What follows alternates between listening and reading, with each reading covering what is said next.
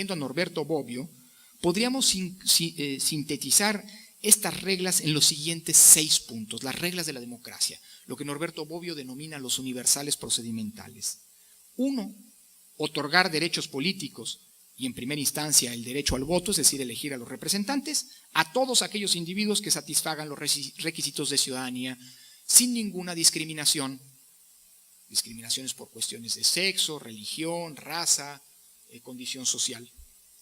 2, que el voto de cada ciudadano tenga el mismo peso que los demás. 3, la existencia de condiciones para que el voto de los ciudadanos se forme y se emita de manera libre. 4, una libre competencia electoral entre grupos políticos organizados. 5, el reconocimiento de la regla de la mayoría a la que hacíamos referencia hace unos momentos para tomar las decisiones colectivas. Y finalmente 6, que las decisiones tomadas por mayoría no lesionen los derechos fundamentales de los individuos, es decir, que las normas emanadas en la democracia tienen que constituir Estado de Derecho, en el sentido al que hacíamos referencia. Estas reglas esenciales y fundacionales del régimen democrático tienen una diferencia respecto del resto de las reglas políticas de la sociedad. Estamos hablando de las reglas del juego, no de las reglas emanadas de las reglas del juego, no de las decisiones políticas en cuanto tales. Estamos hablando de cómo se juega el juego político en las democracias. Y es que estas reglas requieren un consenso unánime o en todo caso muy generalizado en torno al significado y valencia.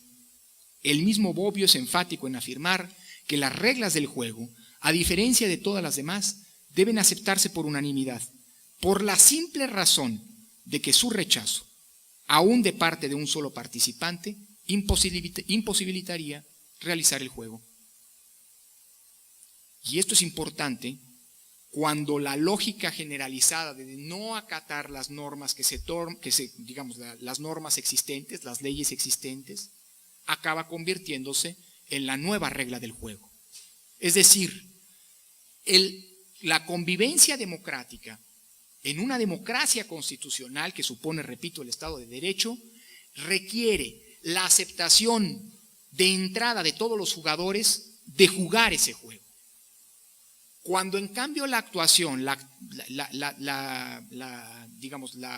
reacción, la actitud de los individuos es desconocer las reglas que emanan de ese juego, en realidad lo que se está haciendo no es dejar de obedecer una norma del Código Penal o una norma del Código Civil.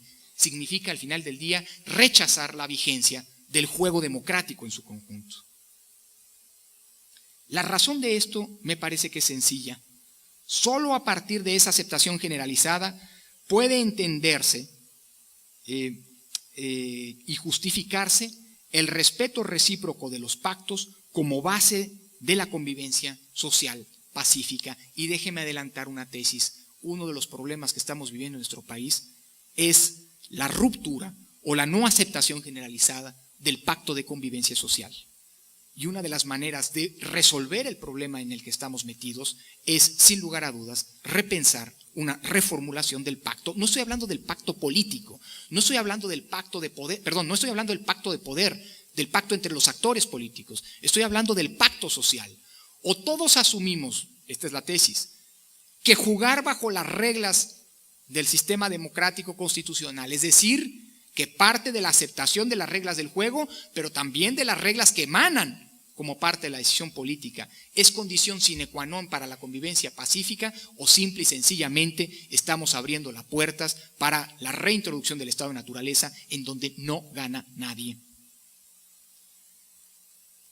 En ese esquema, en el esquema de la aceptación de las reglas del juego, no tiene cabida el individuo dispuesto a vivir en un estado en el que por definición los pactos son transgredidos, porque en ese caso esa convivencia pacífica no tiene posibilidades de subsistir. Es decir, al final del día lo que estamos jugándonos, para decirlo en pocas palabras, es la viabilidad de nuestra sociedad como una sociedad en la que la violencia sea irradiada y no sea lo que rija las relaciones sociales. Esa es la premisa básica de un sistema como el régimen democrático, que parte del consenso y no de la imposición, de la inclusión y no de la exclusión. Solo con esa aceptación generalizada de las reglas fundamentales del juego político puede funcionar y subsistir la democracia.